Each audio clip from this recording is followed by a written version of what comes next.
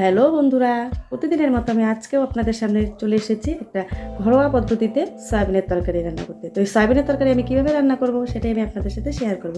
তো চলো দেখা যাক। এই যে দেখো, আমি এখানে কড়াই বসিয়ে দিয়েছি জল গরম করার জন্য। এখানে আমি সয়াবিন নিয়ে নিয়েছি। সয়াবিন আছে এখানে 150 গ্রাম। আমি এখন ভালো করে সয়াবিনটাকে সেদ্ধ করে নেব জলে। যেহেতু ফরচুনের সয়াবিন, জলে ঠান্ডা জলে ভিজিয়ে রাখলে শক্ত হয়ে যায়, নরম হতে চায় না, তাই আমি গরম জল দিয়ে এটাকে সেদ্ধ করে নেব।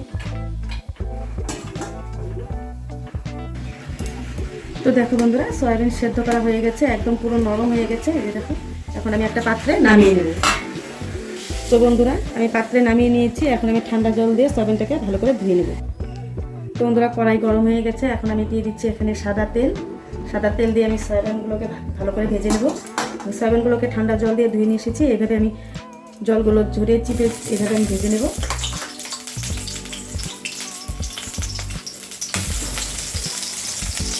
অবশ্যই বন্ধুরা, ঠান্ডা জল দিয়ে ধুয়ে নেবেন, তাহলে ভালো করে চিপে আপনারা কড়াই ভেজে নিতে পারবেন।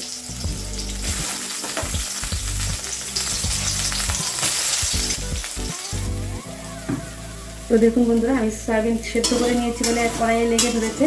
সেদ্ধ করে নিলে একটু লেগে ধরবে। আমি একটু এখানে সরষের তেল, আগে সরষের তেলটা দিয়ে দিলে লেগে যেত না, আমি আরেকটু তেল দিয়ে দিচ্ছি, সরষের তেল। আপনারাও সয়াবিন সেদ্ধ করে যখন ভাজবেন অবশ্যই সরষের তেল দিয়ে নেবেন, তাহলে কড়াইয়ে লেগে ধরবে না।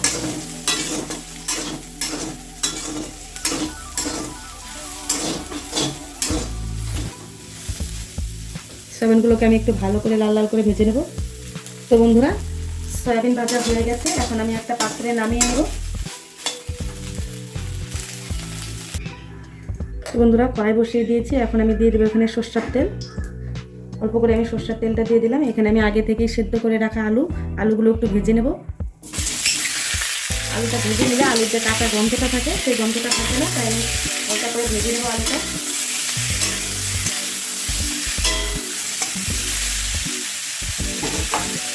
বন্ধুরা, এইভাবে ঘরোয়া পদ্ধতিতে সয়াবিনের তরকারি রান্না করে খাবেন, এবং খুব ভালো লাগবে।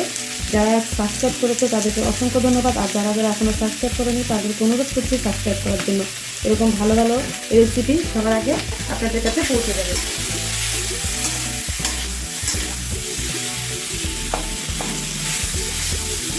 ভাজার সময় আলুগুলো একটু ভেঙে দেবে।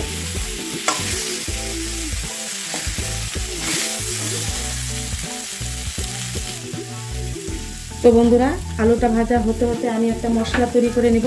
এখানে এই মশলাতে আমি নিয়েছি আদা বাটা। এই আদা বাটার মধ্যে আমি আরও অনেক কিছু মশলা মেশাবো, সেটা আমি আপনাদের সাথে শেয়ার করব। তো দেখুন বন্ধুরা, এখানে আমি এই বাটিতে মশলাগুলো নিয়ে নিয়েছি। এখানে মশলা হচ্ছে লবণ আছে 3 চামচ, শুকনো লঙ্কার গুঁড়ো পরিমাণ মতো, আমি বেশি দিইনি, অল্প করে দিয়েছি।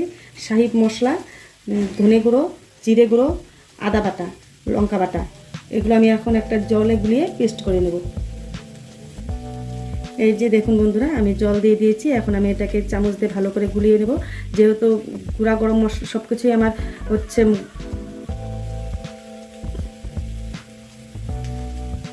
এই যে দেখুন, এইভাবে আমি বাটাটা তৈরি করে নিচ্ছি।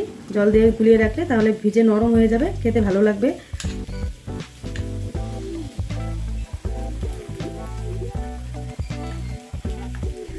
আপনাদের বলছি, যারা গুঁড়ো মশলা দিয়ে রান্না করেন তারা অবশ্যই এইভাবে রান্নার আগে 5 মিনিট ভিজিয়ে রাখবেন। দেখবেন একদম সফট হয়ে গেছে, বাটা মশলার মতো হয়ে যাবে। এই যে আমি ভিজিয়ে রাখলাম, আমার আলু ভাজা হতে হতে এটা একদম পুরো সফট হয়ে যাবে। তাহলে যে কোনো তরকারিতে আমি যদি এই মশলাটা দিই খেতে ভালো লাগবে। অবশ্যই আপনারা এইভাবে একটু ট্রাই করে দেখবেন, খেতে খুব ভালো লাগবে। এই দেখুন, কলানো হয়ে গেছে। এখন আমি এটা সাইডে রেখে দেবো। তো বন্ধুরা, আলু ভাজা হয়ে গেছে। এখন আমি একটা পাত্রে নামিয়ে নেব। তো বন্ধুরা, এখন আমি ফোড়ন দেব। ফোড়নের জন্য আমি দিয়ে দিচ্ছি সরষের তেল পরিমাণ মতো। আপনারা যে যেরকম তেল খান সেই হিসেবে আপনারা তেলটা দিয়ে নেবেন। আমি এখানে অল্প তেল দিয়ে দিলাম।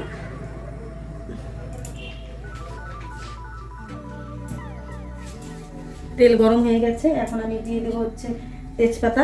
এখানে একটা তেজপাতা আমি ফাটিয়ে দিয়েছি, আর হচ্ছে 3টে কাঁচা লঙ্কা। আমার ফাটানো কাঁচা লঙ্কা। আমি যেহেতু ওখানে বাটা লঙ্কা দিয়েছি, তাই আমি বেশি কাঁচা লঙ্কাটা দেবো না। আমরা ঝালটা যে যেরকম খান সেই পরিমাণ অনুযায়ী দিয়ে নেবেন।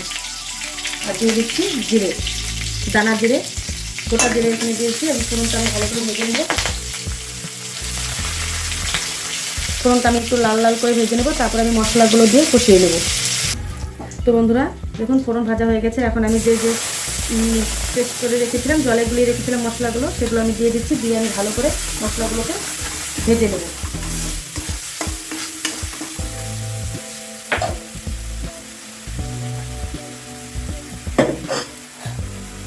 দিয়ে দিচ্ছি সামান্য পরিমাণ জল, সেই মশলা বাটিটা তুলেই আমি দিয়ে দিচ্ছি।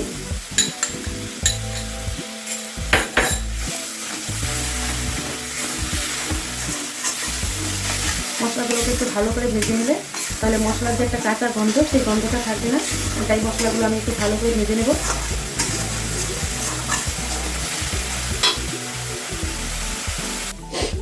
তো দেখুন বন্ধুরা মশলা ভাজা হয়ে গেছে। এখন আমি দিয়ে দেবো ভেজে রাখা আলু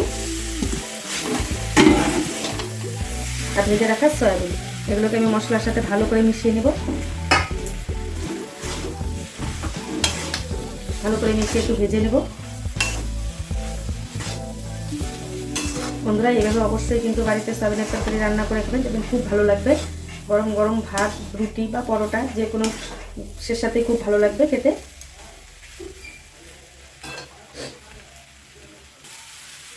তো বন্ধুরা এই দেখুন কষানো হয়ে গেছে। এখন আমি দিয়ে দেবো পরিমাণ মতো জল।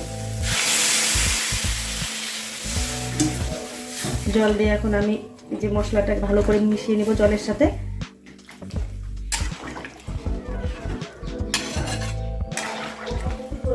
গ্যাসটাকে আমি হাই হিটে করে দিয়েছি। এখন হাই হিটে করে দিয়ে এটাকে ভালো করে আমি জাল করে নেব, মানে ফুটিয়ে নেব।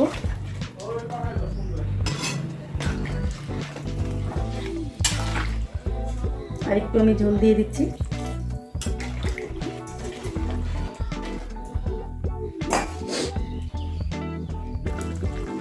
তো দেখুন বন্ধুরা ঝোল জাল করা হয়ে গেছে। এখন আমি দিয়ে দিচ্ছি গরম মশলা, সামান্য পরিমাণ গরম মশলা, সামান্য পরিমাণ ঘি, কারণ নিরামিষ সবজিতে ঘি গরম মশলা একটু ধনে পাতা না দিলে ভালো লাগে না খেতে। অল্প একটু ধনে পাতা দিয়ে দিচ্ছি। তো বন্ধুরা রেসিপি যদি ভালো লেগে থাকে অবশ্যই একটু লাইক করবেন, শেয়ার করবেন আর সাবস্ক্রাইব করবেন। আর বাড়িতে রান্না করে খেতে দেবেন, খুব ভালো লাগবে। তো রান্না করা আমার হয়ে গেছে। এখন আমি একটা পাত্রে নামিয়ে নেব। আমি এখানে চিনি অ্যাড করিনি, আপনারা তাহলে একটু চিনিও অ্যাড করতে পারেন, কারণ নিরামিষ তরকারিতে একটু চিনি দিলে খেতে ভালোই লাগে। আমি একটু চিনি অ্যাড করিনি, আপনারা একটু চিনি অ্যাড করে দেবেন। তো হয়ে গেছে আমার রান্না। এখন আমি একটা পাত্রে নামিয়ে নেব। Thank you for watching this video.